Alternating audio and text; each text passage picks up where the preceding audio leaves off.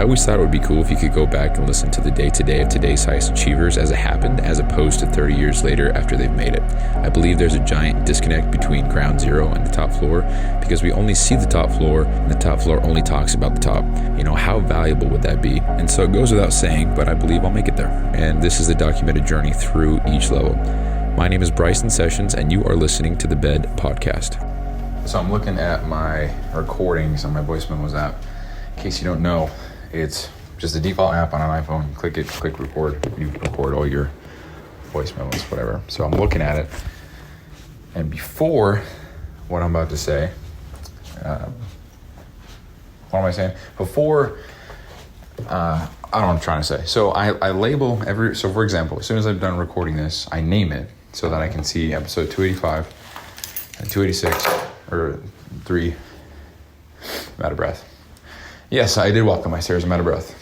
And I want to restart the show because this is shit. But what I'm trying to say is you can see all the episodes that are recorded, name by name by name by name. Because if I record a show, that's one file, whatever. But I'm looking at the files now, and the thing says new recording 54, new recording 53, new recording 52, new recording 51. And those are the different attempts and bloopers I have on the intro for chapter 2. So if you haven't listened to the previous shows, I think that the whole LiveHard year was chapter 1 of whatever this journey is. And I'm not calling them volume or phase or block or whatever, because I feel like those are all kind of pre-planned. But a chapter is left up to the reader, right? Chapter 2, we're talking about, maybe this is making money, who knows? But I'm going to keep this one extremely short. I'm very tired. This is going to be the third night in a row where I have gotten very poor quality sleep and have not slept longer than 4 hours. And it's very unlike me. But, and it's actually a good thing that I'm experiencing this, because I absolutely hate how I feel and I hate how lazy I'm being right now. So much so that I'm absolutely disgusted with myself. I feel like if I were to do this for another week, if I were to do exactly what I'm doing for another solid 2 to 3 weeks, I genuinely feel it would undo the last year of progress. I genuinely believe that. I believe that would happen. Now, would it? I don't know, but I believe it would, because I'm 2 days in. So I completed the program, and 2 days in, and the lack of structure, the lack of getting shit done, I think the lack of stress is, the freedom, we'll call it, to do whatever it's leaving me feeling very, I don't want to say lost, but I don't like how I feel. I just feel gross, and I don't want to feel that way. I haven't accomplished anything in the last 2 days. I mean, I've done a couple things, but I haven't put my best effort into it. And I know that I'm busy with other things, like family, friends, and dinner and stuff like that. And I'm very excited to be able to do that, but fuck, So that's that. So anyway, today I had a celebratory dinner with my entire family, which doesn't happen. There's a couple people missing, some people out of state, which I wish they could have been here, but it is what it is. So, but it was awesome. Spent some time with some loved ones, and to be honest, I don't think a lot of my family knows the level of shit that I've accomplished. Not that I think that I'm, King Tut and I've cured world hunger by any means, but everyone's like, congrats, proud of you, It's like, do you know what I did, And maybe that's me being selfish, maybe conceited, like, hey, you're saying you're proud of me, but you don't even know what I did, so how can you even say that, But that's how I feel, so I'm documenting it how I feel. But it was great. We laughed a lot, and it was fun. I had some good food, but stayed a little bit too late. It's we have this thing in my family. It's called Session Standard Time, and then we have I think it's called a Utah Goodbye. All right, Sessions Goodbye. I can't remember what we call it, but anyway, long story short, I don't want to get into details, but it's pretty much everyone shows up late as fuck, and when it's time to leave, everyone takes an extra hour to say goodbye. So you'll be at the couch, and you're like, okay, see you later. And you guys walk to the door, and you start talking, and you're like, all right, we got to go. And they walk you to your car, and then you get in your car, and they keep talking, and you're like, all right, well, let's go.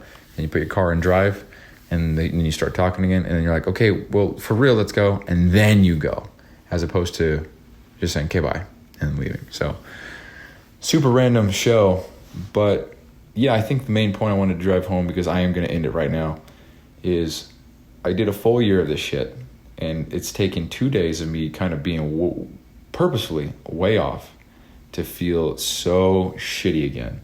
So the thing with my diet right now is I'm still on a cut, and my calories have still been fairly accurate. So today I ate a little bit less throughout the day, so knowing that I would have this dinner with my family tonight. And I looked at my calories for the day, and I'm about 2,900, which is right. I think it's a little bit below, or a little bit below maintenance for me. So that means I didn't make progress toward my goals, but I didn't regress into where I'm trying to escape from, or trying to lose weight from. I just simply maintained today. And I also had some treats today. I had big pizza at a restaurant. It's all accounted for, it's all logged.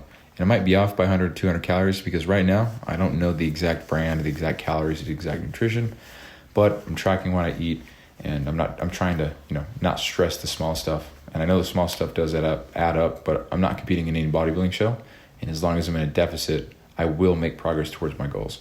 Period. End of story. That's thermodynamics. So I'm not stressed about that, and it's allowing me to have a little bit more freedom with my diet. I went to a restaurant twice in a row. I haven't done that in I don't know how long. Maybe since high school. 2 restaurants in 2 days. I don't remember the last time I did that. Just kidding. I did that in May. Yeah, I did that in May. But before that, no idea. Anyway, yeah. So full year of the program. 2 days off now. I'm feeling like shit. And I'm glad that I realized that and I recognize that, because I got to tighten things back up. Because today, here's another thing. It feels weird saying this, but I took my last ice bath. I'm going to sell the ice bath, and I'm going to get that money and either put it into savings, or I'm going to, I don't know, get a tune up on my car. I don't know. Maybe I'll just save it. Maybe I'll buy a couch. I don't know. I got some different ideas for the other podcast I want to work on. So I think having a couch as the setting would be cool. A little cheap one, not even a nice one, not even close to a nice one, like an $80 couch, right? You know what I'm talking about? All it needs to do is look nice. It doesn't even have to be comfortable. But yeah, so reason for the ice bath selling, I've talked about it in previous shows, but there is a lot of ego involved, and there's a lot of doing for the sake of doing, not for the sake of the benefit of doing. And I gave this example, but like if I'm feeling sick to my stomach, and I have to go to bed in 30 minutes, but I'm throwing up, I'm sick, and I still need 50 grams of protein. Any normal person would be like, yeah, well, I'm just not going to eat it because I'm sick. But me being, me having a streak of 180 days or whatever, I would do everything in my power to make that streak happen. But in that specific circumstance, eating anything, protein or not, is probably not what my body needs. It probably needs to chill the fuck out, rest, digest, go to sleep, get some rest, and wake up in the morning feeling a little bit refreshed. And yes, I am Dr. Seuss. Thank you for noticing. So that same principle applies to other things in my life, which is the ice bath. Like I'm doing it because I hate doing it, but I'm not doing it for the sake of a benefit anymore. I'm not doing it because it's good for sleep or good for recovery. I'm not doing it for any other reason than I have a streak that I don't want to let burn, because if I do, then I guess in my head I'm a failure, and I didn't do. I let my streak die. Am I that weak that I could let my streak die? And it sucks because there's a lot of ego involved. I have a whole show recorded that I've talked about. I haven't uploaded. It talks about me. I'm just bitching about how hard the ice bath is, and I want to sell it. And I thought that was me being a pussy, but I think actually what it is me coming to terms with the fact that I need to move on from this, because it's consuming a lot of mental bandwidth for no other reason than to continue a streak that nobody knows about, except if you listen to the show, that nobody cares about, and that I want to flex onto others, but not do it in a public setting. So if somebody asks, hey, you take an ice bath? I'd be like, yeah, I do. And someone would be like, oh yeah, I've done it a month in a row. I'd be like, dude, I'm going on 4 years straight of this shit, And that would be what I would do it for. So I came to terms with the fact that that was what I was doing it for. And I was like, you know what? I'm doing it for, like, it's a good thing to do. Whether you believe in it or not, it's scientifically proven to give this benefit, that benefit, you name it. But for me, doing it to not allow a streak die, to seem like a hard ass to others, I just don't think it's a healthy reason. And it was, again, consuming so much mental bandwidth. The way that it is implemented into my day, the way it has to be organized with the workouts and with the recovery and before bed, not too close to bed. And if I do it after workout, it's got to be, that can go eat shit. Also, the inconvenience of changing and drying off and getting back into normal clothes. I know there's a lot of benefit, but what I'm going to do is just switch back to cold showers, keep that crucible, as I call it, in my schedule, and continue doing things that I hate doing. Because I do believe that doing hard things is the key to doing things specifically that you do not want to do. It is a key component of, it's a great prerequisite for what I'm trying to go after. Because if I can't muster up the courage to do things I don't want to do, I will never make it in any endeavor that I choose to pursue. If I can't muster up the discipline to hang in there when things get tough, I'll never make it. And that's what this last year, this chapter 1, has taught me. Muster up the courage to hang in there, withstand the storm, and not give up, not falter, not quit. So that's what this first chapter was about. And again, chapter 2. Oh, shit. God, I'm tired. Chapter 2 is on its way. I'm working on making an intro, outro, a little bit different, just to really for no other reason than to, showcase that this is chapter 2. The other one is chapter 1. And here we are. That's the whole idea. So I'm just trying to get the intro, outro right, which goes back to the very first thing I started talking about. I've got 54 or 53 different failed attempts at making the intro, outro. But I'll tell you what, had I not done 54 different takes, I wouldn't know what I want to say, how to say it, and what's good, what's not good. But if I would have just done it my first try, and maybe I thought that was good, now I've done it 52 more tries, and I have a good idea of what I like, what I don't like, and that gives me more context to make the next one even better. So there's proof right there that reps right there force yourself to grow, to adapt, to learn. As long as you learn the right lessons and you pay attention and look for the lesson. Because you can fail a lot in life and not connect the dots. If you repeat the same mistake twice, what's the saying? Fool me once, shame on me, fool me twice. Fool me once, shame on you, fool me twice, shame on me. Same thing with learning a lesson in life, right? So if I do this thing, it doesn't work, it's like, I learned my lesson.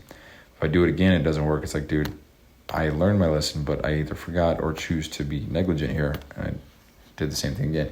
And then 3 or more, it's like, you're just dumb, you're not learning. So anyway, I'm going to go ahead and end the show there.